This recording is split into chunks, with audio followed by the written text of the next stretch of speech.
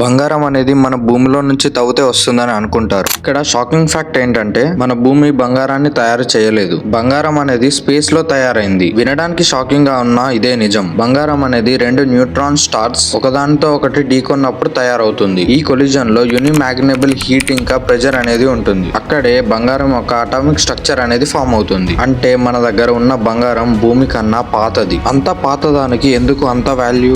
మన భూమి కంటే ముందు గోల్డ్ తయారైంది. అసలు ఇది ఎప్పుడు జరిగింది, ఎలా జరిగింది, ఎవరు గుర్తించారు, మొత్తం ఈ వీడియోలో తెలుసుకుందాం. సో ఈ వీడియోని ఎక్కడ స్కిప్ చేయకుండా పూర్తిగా చూడండి. ఈ వీడియోకి ఒక 1K లైక్స్ టార్గెట్ ని పెట్టుకుందాం.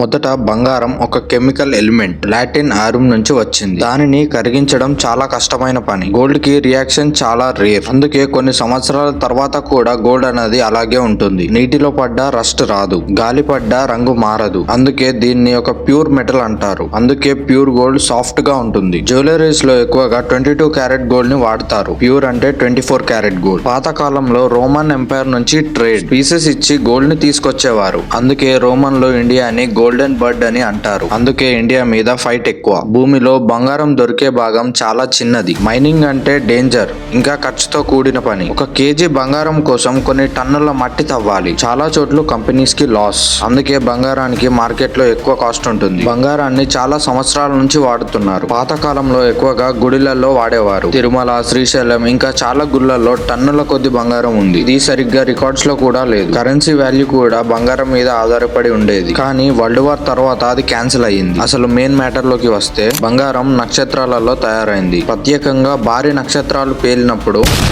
బంగారం అనేది తయారవుతుంది. 2 న్యూట్రాన్స్ నక్షత్రాలు ఢీకొన్నప్పుడు దీనిని నక్షత్రాల డి అంటారు. అప్పుడు బంగారం భారీగా ఉత్పత్తి అవుతుంది. మన భూమిలో ఉన్న బంగారం కూడా వాస్తవానికి నక్షత్రాల బహుమతే. అసలు బంగారం ఎక్కడ దొరుకుతుంది అన్న విషయానికి వస్తే ప్రపంచంలో మొదటి పెద్ద ప్రదేశం చైనా. అక్కడ బంగారం ఉత్పత్తి భారీగా ఉంటుంది. తర్వాత రష్యా, ఆస్ట్రేలియా. ఇక్కడ బంగారం ఎక్కువగా తవ్వుతారు. సౌత్ ఆఫ్రికా అయితే పూర్తిగా ప్రత్యేకం. అక్కడ బంగారం కోసం పెద్ద మైన్లు ఏర్పాటు చేశారు. ఆ మైన్స్ చాలా లోతు వరకు ఉంటాయి. అక్కడ పనిచేయడం ప్రమాదకరమే కానీ లాభదాయకం. ఇండియా గురించి మాట్లాడుకుంటే ఇండియాలో బంగారం ఉత్పత్తి చాలా తక్కువగా ఉంటుంది. అందుకే ఇండియా ఎక్కువగా ట్రాన్స్పోర్ట్ మీద ఆధారపడుతుంది. నదులలో కూడా బంగారం దొరుకుతుంది. బంగారం దేనితో రియాక్ట్ కాదు. దీని డెన్సిటీ చాలా ఎక్కువ. 1 గ్రామ్ బంగారంతో 2 కిలోమీటర్ల సన్నపు వైరు తయారు చేయొచ్చు. దీని తర్వాత డక్టిలిటీ కూడా ఎక్కువ. అంటే బంగారాన్ని వంచడం కూడా సులభం. అందుకే జ్యువెలరీస్ వాళ్ళు దీన్ని ఇష్టపడతారు. బంగారానికి కండక్టివిటీ కూడా ఎక్కువ. అంటే కరెంట్ అనేది ఈజీగా పాస్ అవుతుంది. బంగారం హీట్ ని రిఫ్లెక్ట్ చేస్తుంది. సోలార్ రేడియేషన్ ను కూడా రిఫ్లెక్ట్ చేస్తుంది. అందుకే శాటిలైట్స్ మీద గోల్డ్ కోటింగ్ వేస్తారు.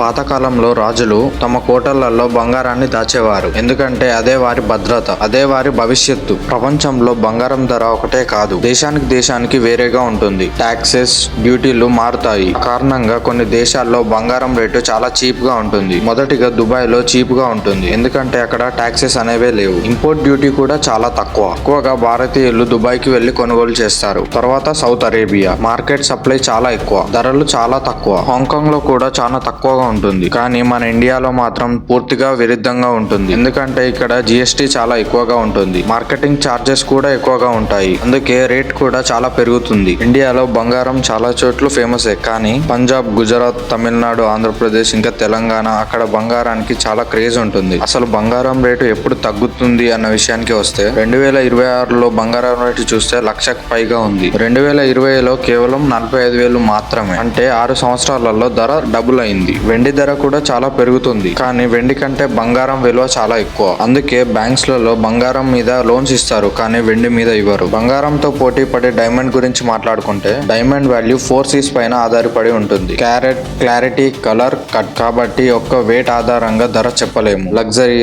సోషల్ స్టేటస్ ఇంకా రొమాంటిక్ గిఫ్టింగ్ కోసం డైమండ్ ని యూస్ చేస్తారు.